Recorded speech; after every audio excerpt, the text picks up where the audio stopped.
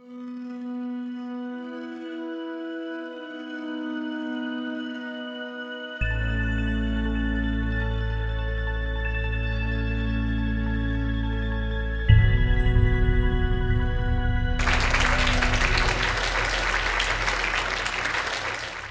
are not inheriting the planet from our ancestors.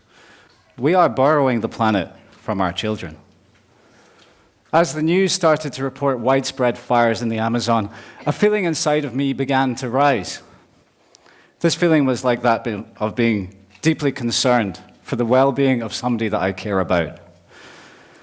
I know that I'm not alone in these feelings. I know you share the same concern for the future of our planet.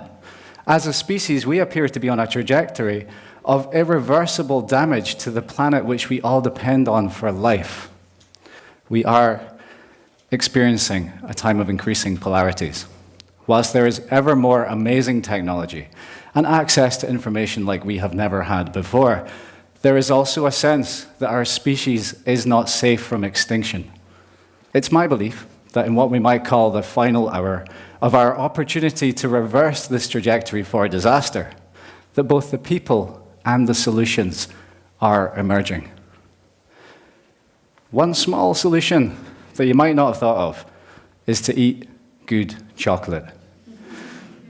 Chocolate is food for the heart, not because chocolate has many beneficial properties, which are very good and can keep our heart healthy and strong, or because we associate chocolate with romantic love, but because chocolate is a food that will help us to open our hearts. Cacao, the base ingredient for chocolate, has been used in ceremonies for thousands of years. We all know there's something special about chocolate, right?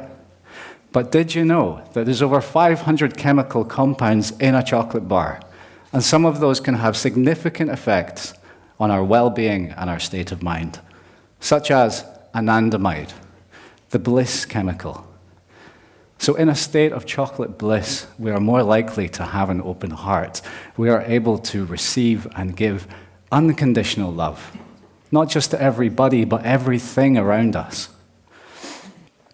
Polarities are what shape our sense of individuality. We depend on polarities to project our individuality out into the world, defining ourselves by what we do and what we don't like. But deep in nature, we can find and experience unity. When I was young, my dad took me walking in the Highlands of Scotland. I didn't realize then that the reward for these expeditions was not the crumpled up Mars bar that my dad would produce at the top of a mountain, but it was in the solace and the connection to nature, which has now become my life's passion. By 18, I had left Scotland to travel around Central America, exploring the jungles and taking photographs of Mayan archaeological sites. I did not realize then that I'd be returning to the same places, the same mysterious, faraway places, to buy cocoa. When I co-founded my company in 2005 with my wife, Frederica, our ambition was to create an organic and fair trade chocolate company. In our early 20s, we toured the UK music festival scene with our hand-built, solar-powered geodesic chocolaterie, serving chocolate puddings and cakes to weekend festival goers. We did not realize how much we would learn about the complexities of cacao and chocolate in the years that have followed. Our first trip to a cocoa origin wasn't until 2011. This was a big eye-opener into the agricultural impact of cacao. The cacao farms that we visited in northern Peru were not really what I expected. They were jumbled together, mixed plots of biodiversity. This type of agriculture is called agroforestry. Agroforestry means growing commercially viable crops underneath a forest canopy. It increases biodiversity. And so it turns out if we're eating the right kind of chocolate, then we're helping to preserve and encourage biodiversity. My own experience of chocolate has been one of clear polarities. Large multinational companies are responsible for creating vast inequality in the supply chain. In situations of human desperation, child trafficking, forced labor, modern slavery still exists in West Africa. We have experienced massive loss of biodiversity due to large monocrop plantations of cacao.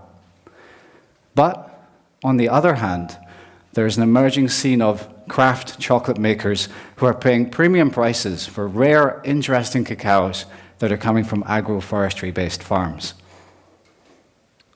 When most people think of chocolate, the idea of a cheap confectionery comes to mind. We know that this type of confectionery is unhealthy, and in its ethical and environmental claims, at the very least questionable. Yet most of us still continue to purchase, perhaps simply because we haven't been shown the alternatives. But along with the information that we need to make the right choices, those alternative products are becoming much more widespread and much more accessible to everyone.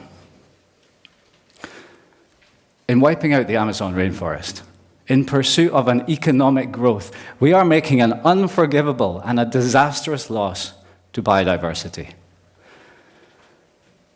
In 2018, I visited the Amazon with my friend Steve Bergen of Conservation Cacao. Steve gave up his busy life in New York to pursue a new life dedicated to conservation of the rainforests. He now travels without a permanent address, full-time promoting cacao as a route to biodiversity. During this trip, I witnessed firsthand the devastation that was caused by deforestation of the rainforest to create pasture lands for cattle, as well as monocrops for papaya and other crops.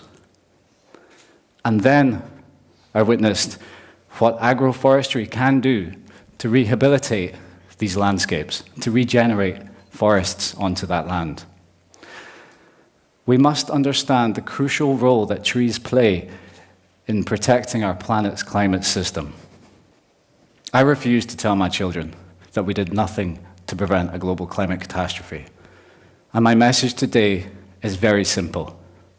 We must start planting more trees. But I'm not talking about monocrops, where the same tree is planted for miles in every direction. I'm talking about systems of permaculture and agroforestry.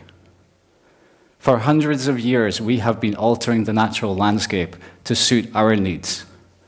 Now it is time to start regenerating our planet using systems of agriculture that both support us and all the other wildlife that has a right to be here with us. A global movement is at last beginning to take place. Although climate change is not new, there is a serious response emerging, driven by a new generation of young, passionate, idealistic activists. We must hear their call, and we must take action to protect our planet for future generations. Capitalism depends on demand and supply of a product. In the food industry, environmental policies, healthy products, cleaner products are becoming much more popular. They're in demand, and therefore it is in the interests of profit-driven companies to make products that appeal to that demand. Plant-based diets, biodegradable packaging, ethical sourcing have become big trends in the world of food. And I believe that these criteria are here to stay. They actually demonstrate that we do have the ability to influence large companies. We can fundamentally shift to a more positive and harmonic relationship with our environment. The technology is emerging to save our planet from devastation. There are amazing projects to reforest deserts, to remove the plastics from our ocean, to curb our dependency on fossil fuels. I want you to know that the small, simple act of enjoying a good chocolate bar can help to regenerate forests and create biodiversity. They say that if the answer is chocolate, it doesn't really matter what the question was. It turns out that chocolate may be the answer to more questions than we had ever imagined. Thanks.